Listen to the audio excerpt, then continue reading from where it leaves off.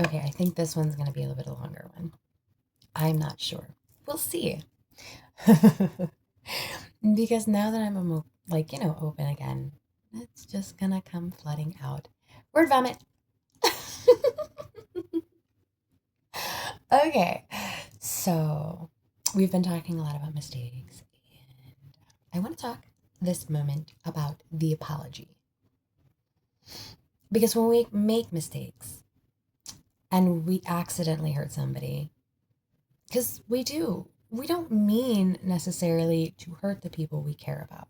Sometimes we just, like I said, get trapped in that ego mind and react instead of respond. So it's okay. It's okay. Just own up to it. Be like, look, I messed up. And I want to fix it. Now, I'm not saying that you have to go and make empty promises. Please don't. Please don't do that to people. That's like the worst thing you could possibly do. Don't be like, I'll never do it again. 111 when I said that, by the way. If you cannot authentically apologize, it's better to not. Because if you offer someone fake apologies or ask for forgiveness when you have absolutely no intention on changing, why would you do that to someone? Why would you intentionally hurt someone over and over again, especially if you love that person? Because that's not an apology. That's not actually being, I don't even want to say the word sorry, like sorrowful, maybe. If you truly, I don't even like the word regret, because again, I don't feel like anything we do is wrong or bad. But if you if you are unhappy with the way you reacted to a situation, explain it. Be honest. The worst thing that can happen is that they tell you, I cannot forgive you. But if you do not apologize, then they will not forgive you or not allow you back in their life. So you have a 50-50 chance of maybe I can get forgiveness versus if you don't say anything, if you don't do anything, there is no going back. Right? So you have a 50-50 chance versus a 0% chance. And that's the same thing with courage, guys. If you don't take that leap off the edge, you will have a 0% chance of success. You still have a 50-50% chance of success if you take that leap. If you don't, 0. 50 is a higher number. That's a better chance.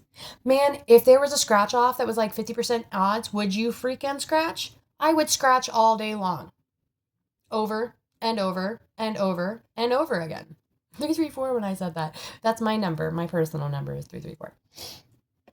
Anyway, so if you sit there and you don't take the chance, you don't take the risk, you have a 0% chance of success. 0% chance. If you continue to sit on your ass and expect things to change when you are not doing anything to make them change, then they will not change. Right? Right. Can't just sit. Because just sitting does nothing. So when you are legit ready to make a change, and you are ready to own up to your part, make that change. Make that approach. Tell them you're sorry. 444 when I said that. Because if you don't, 0% chance of forgiveness, right? Well, they could forgive, but that doesn't mean they're going to come back. If you haven't seen my forgiveness videos, go check them out. Because there's a difference between forgiveness and reconciliation. I also am going to do a video on the difference between forgiveness and compassion too, by the way. But this one is specifically about taking that chance. If you don't, you will never know. And you don't want to be that old guy or woman on your deathbed going, man, I really wish I would have done that. I regret not doing that. Maybe something could have been different. Or, when your life falls apart because you fucked up and went against the divine plan. It's okay to make mistakes. It's okay to be fucking manipulated into doing something you didn't really think you'd ever do. I did. And I owned up for it. I faced it. I faced it hard. Because I had to. Balance. Balance is everything. You have to repay that which you take. That is what karma is. And once you finally get through your karma phase, that's when you can start your dharma phase. So repay your debt. Make amends. Say you're sorry. Help that person heal. And help yourself heal. Stay tuned for a video on forgiveness and compassion. Bye, guys.